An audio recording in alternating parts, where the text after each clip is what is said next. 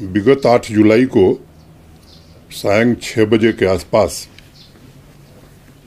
अत्यधिक बारिश या मैं कहूँ फ्लैश फ्लड या क्लाउड बर्स्ट के कारण एक अत्यंत दुर्भाग्यपूर्ण घटना हुई, जिसमें 15 पिलग्रिम्स श्रद्धालु जो है अपनी जान गंवा बैठे।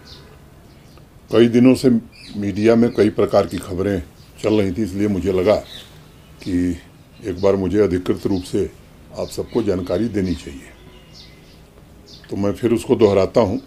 टोटल डेथ्स 15 हैं और उन 15 के नाम और पता हमारे पास है। मोटे तौर पर 55 लोग घायल हुए थे, जिसमें सभी लोग ठीक होकर के एक्सेप्ट 2 डिस्चार्ज हो गए हैं, अपने घरों को चले गए हैं, और जो 2 हैं स्कीम्स में वो भी स्टेबल हैं। मैं उम्मीद करता हूं कि 1-2 दिन में वो भी डिस्चार्ज हो जाएंगे। जो 15 डेथ हुई थी, 14 लोगों की बॉडीज उनके परिजनों को पहुंचा दी गई है, जिन जिन राज्यों के थे। एक के परिजनों ने क्रीमेशन यहीं किया है। एक बड़ी खबर चल रही थी कि बहुत सारे लोग मिसिंग हैं। मोटे तौर पर उस समय जो हेल्पलाइन नंबर श्राइन बोर्ड का था या प्रशासन का था, उस पर 200 कॉल्स आई थी। 3-4 दिनों तक उनको ट्रैक किया गया, किसी का मोबाइल बंद था, किसी। तो आज की तारीख में हमारे पास सभी राज्य सरकारों से हम निरंतर संपर्क में हैं। जैसे अखबारों में खबर छपी कि आंध्र प्रदेश के 37 लोग लापता हैं।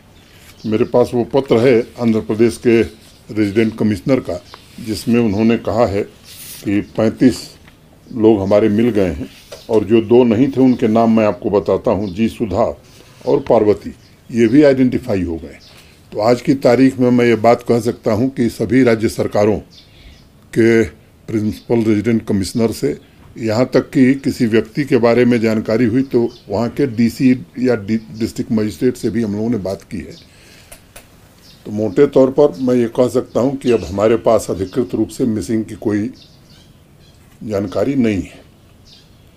रेस्क्यू ऑपरेशन चल रहा था और मोटे तौर पर वो समाप्त हो गया है, कोई डेड बॉडी उसमें नहीं मिली। रेस्क्यू ऑपरेशन चल रहा था और मोटे तौर पर वो समाप्त हो गया है, कोई डेड बॉडी उसमें नहीं मिली। एक बात कही जा रही है कि ध्यान नहीं रखा गया। पिछले साल जो फ्लैश फ्लड आया था और 2015, दोनों के फ्लो पैटर्न को ध्यान में रखते हुए irrigation and flood control department ने वहाँ बंद बनाने का काम किया था। और मुझे लगता है कई विशेषज्ञों से मैंने बात की है कि अगर वो न बना होता तो शायद दुर्घटना थोड़ी और बड़ी हो सकती थी। एक प्रश्न उठाया जा रहा है कि यात्रियों की संख्या को बढ़ाया गया है।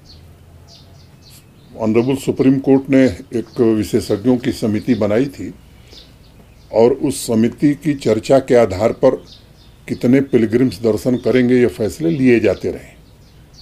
2 साल पहले तक 7,500 लोगों की अनुमति होती थी दोनों रास्तों से, दोनों तरफ से।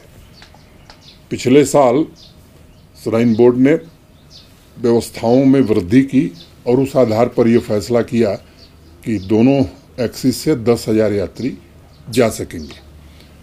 पूरी तरह से उसका पालन हुआ है और मैं कह सकता हूं कि पहले के वर्षों की तुलना में इस बार इंफ्रास्ट्रक्चर और बाकी व्यवस्थाओं में बढ़ोतरी करने की कोशिश की गई। यात्रियों से भी फीडबैक लेने की कोशिश हमने की है और आप सब लोगों के सहयोग से, स्थानीय नागरिकों के सहयोग से मैं कह सकता हूं कि यात्रा ठीक ढंग से चल रही है। मोटे तौर पर 1.5 लाख लोगों ने अब तक यात्रा कर ली है। हम देखते हैं कि आगे कितने लोग आते हैं। जिस तरह से रेस्क्यू ऑपरेशन, वहाँ पर ऑलरेडी एनडीआरएफ, एसडीआरएफ की टीम थी और जम्मू कश्मीर पुलिस के जवान थे, हमारे आईटीबीपी और बाकी सीएपीएफ के जवान थे। रेस्क्यू ऑपरेशन तुरंत ही शुरू कर दिया गया था बिना किसी विलंब के। आसपास से भी एनडीआरएफ और बाकी पैरामिलिट्री फोर्सेस को और जेके पुलिस को सबको वहाँ भेजा गया था।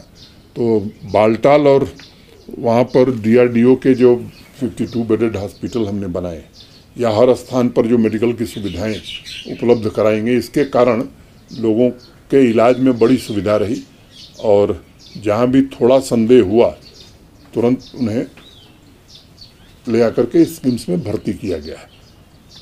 मैं स्थानीय निवासियों का भी बड़ा आभारी हूं, जिन्होंने बड़ी संवेदनशीलता के साथ उस दिन जो यात्री थे उनको गाइड करना, उनको कैसे निकलना है ये बताना, स्थानीय नागरिकों ने केवल इतना ही नहीं बल्कि हर प्रकार का सहयोग किया।